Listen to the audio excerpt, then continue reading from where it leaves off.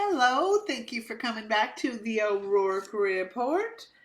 We are going to be talking about Salt Lake. Oh, before we do, let me just say if you like what you see and you want to not have to search around for it next time, just hit the subscribe button. That will put the O'Rourke Report into your YouTube feed so you don't have to go searching around for it. And we really appreciate that. So, here, I'm trying to center myself on the camera. Am I doing that right? Yeah, I'm doing that right. Okay, let's go on to. Did I say Salt Lake? I didn't mean to say Salt Lake. And let's go on to Southern Charmed. One of my all time favorites, always has been one of my favorites. The reason for that is I think from the very beginning I loved it because it was centered around some sophisticated straight guys in Charleston who knew how to dress, knew how to go to cocktail parties, had a tux in their closet. So they were really showing a very different picture than what we had been seeing or what we're used to seeing at Bravo at the time, which was a bunch of women arguing with each other. So anyway, I've always loved Southern Charmed and glad it's back. And what are we seeing this year? Chloe, please try not to make any noise. Okay, thank you. Chloe wants me to give her a brushing. Maybe I should give her a brushing. Okay, hold on. Don't like to have Chloe wait. There we go, much better. Okay, so where were we? Oh, we open with we're treated to a new Shep. Shep has had a come to Jesus moment about his drinking. Apparently, little background stories we find out is he was at the last BravoCon, which was in, I think, November 23, spent the entire weekend, as he himself describes it, and I think Andy Cohen described it as well at the reunion. He was blackout drunk. Blackout drunk. And he's ashamed to even say, Shep is ashamed to even say it because he knows he cannot recall what happened at all this weekend. And apparently he just was messy with a lot of people, and a lot of people were really disgusted with him, which is not what Shep is used to. As any perennial Peter Pan type of guy with money, he's used to people heaping praise on him because he's the guy with the money. He's probably picking up the tab. Look at him, well fellow, good fellow, well met. I forgot the exact expression. So anyway, this was something very new to him, and as will happen in the lives of these emotionally stunted people, they either get it eventually or they don't get it. Well, he's making sounds like he's gotten it. He understands that he needs to make some significant life changes. And he's doing this with ayahuasca retreats and things like that. Okay, if it works. But that should be just fluff there, kiddo. There's a lot more that goes on to living a more mature, sober, productive life than, guzzling back some hallucinogen. That's just me, I know. So we're treated to the new Shep, and we are the episode opens with the boys, and it looks like everyone is going to go up to the Shep Rose's family's farm up in Boykin, South Carolina, which he does not hesitate to tell you was given to the family as in a land grant by George III in 1788. Okay, George III, 1788, which means you weren't on the side of the Patriots, were you, the Rosies? Looks like you were fighting for the crown during the Revolutionary War. Well, we'll forgive you. You can see that your side lost. So they all go up there, I think, in the initial. Oh, yeah. Craig, who insists upon driving everywhere, he and Austin are the first to arrive.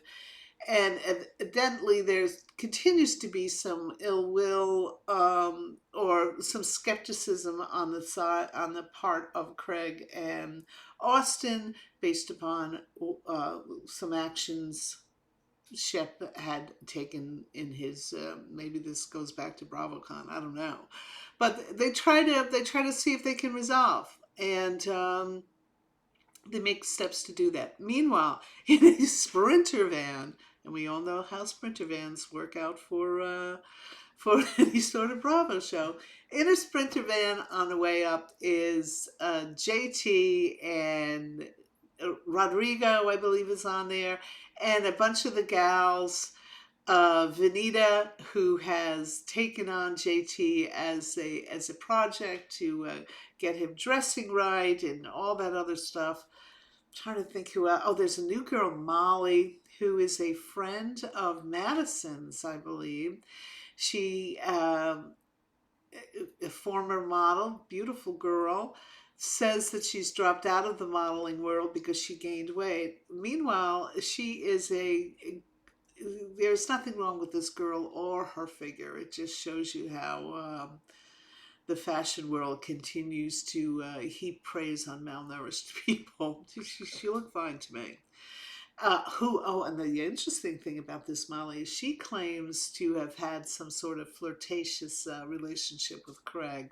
Do I hear alarm bells ringing up there in New York there, Paigey?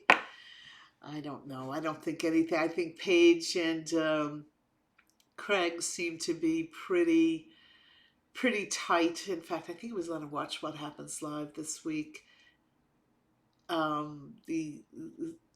The guest, which I think was Madison, was the guest, was it? Yeah, I forget. Terrible. I kind of write these things down. Was asked where are Paige and Craig eventually going to reside, and both of them right away said New York. So yeah, I think that's probably what's going to happen, since Craig's career is taking off in such a significant way. The endorsement, the stores that he's placed in, a whole bunch of other things. He loves the camera. He does all the right things. He says all the right things on social media. Um, I think they probably will end up there because there's going to be more opportunity for them, and maybe go back and forth to Charleston as needed. But anyway, I'm digressing. This Molly has got a history with Craig. First time we're seeing that.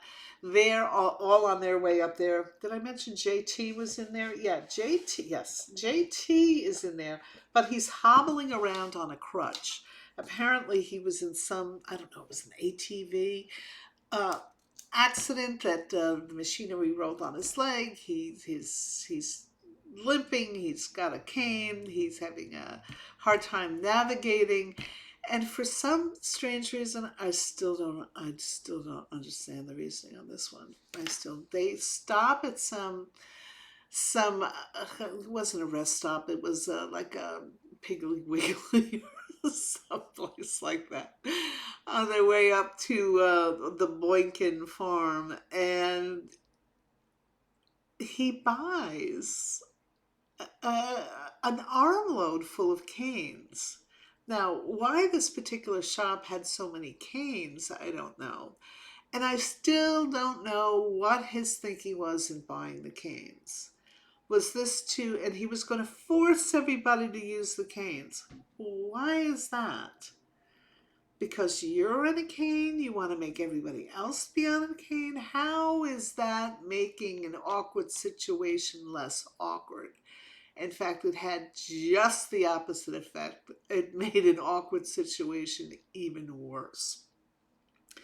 And then I'm noticing this attitude coming off JT. He's got these, he's priding himself from how he confronted Austin at the last reunion, calling him an F-boy and trying to out Austin as being a very ungentlemanly man, and should be ashamed of himself, but it's just not working. And so I'm noticing him with these snarky things that he's saying, that apparently JT is upset about something, deeply upset about something. And what that something is, I believe, although he doesn't articulate it, is the fact that nobody reached out after his accident. Were they filming? Were they in touch? And a lot of times these people don't see each other when they're not filming. They're not a real tight friend group. Some of them are, some of them aren't, but not certainly not all of them. And so it occurs to me that JT is upset that people who he thought were his friends are not really his friends because they didn't reach out to him. Oh, gosh, just. So they're all going up to Boykin to go to some sort of horse race. They all get up there. They all join into this house, which evidently has got 8 different bedrooms, and which is so often the case in these type of retreats. The house is kind of run down. It could do with some major updating, not the least of which is the kitchen. I can't even describe what that kitchen is. But it was probably perfect in the 1920s. It's not anymore. So anyway, they were all getting up there the next day. They go to this horse race. Even Mr. Patricia comes up, and JT in record time insults Miss Patricia by giving her a cane, and she's a little aghast. Why do you think I need a cane? And as you know, so it was really awkward. It was awkward for JT, and it was awkward for certainly for Patricia, and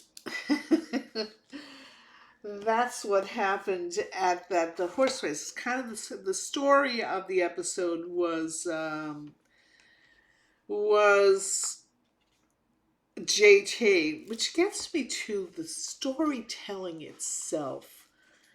The storytelling of this self on all these Bravo shows is done by the producers and the editors. I don't know who does what, who's more important in the storytelling part. I know the producers are the ones who are behind the scenes asking those questions in the confessionals and will often ask questions off camera. Well, did you see what Vanita just said about you? Well, let me tell you what she just said about you. And then they stand back and they wait for the reaction. So that's the producers. The editors cut 400 hours worth of filming down to 44 minutes. Take the commercials away from an hour episode. And they want to tell a story. Now, here is the most important thing to remember. Nobody knows these people better than the cameramen, the editors, and the producers, because they see the full 400 hours. So their job is Herculean in a way. They've got to pare all that footage down and tell a coherent story. Now, this is where the cast members are always complaining that I got a bad edit. No, you provided the material. And the producers who know you better than anybody and the editors who know you better than anybody cobbled the story together of your actions to tell that story. I believe that that's true. I don't really think there's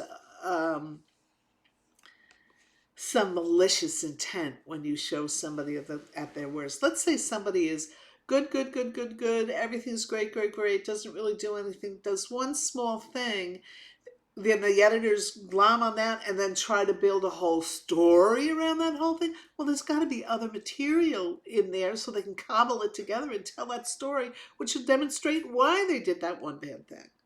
Oh God, I'm rambling, aren't I? Okay, let's let's quickly get off the storytelling of the producers and the editors. I just think we need to understand how Herculean their task is into putting together a coherent story.